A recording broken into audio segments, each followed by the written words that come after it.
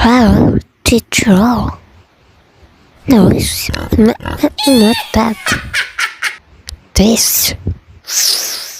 Okay, let's start.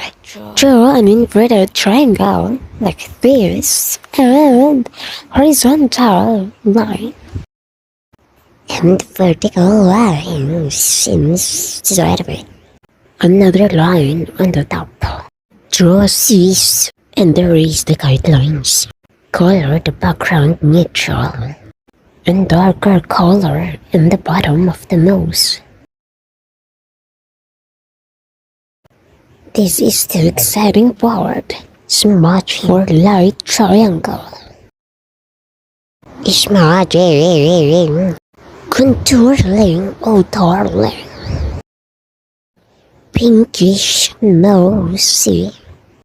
More lighters. Trust the process of chalking.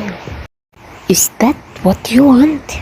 Glossy nose or oily nose? Happy face for ready to fry.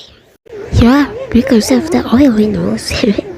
Draw a nose, not a booger. Okay? Like and subscribe.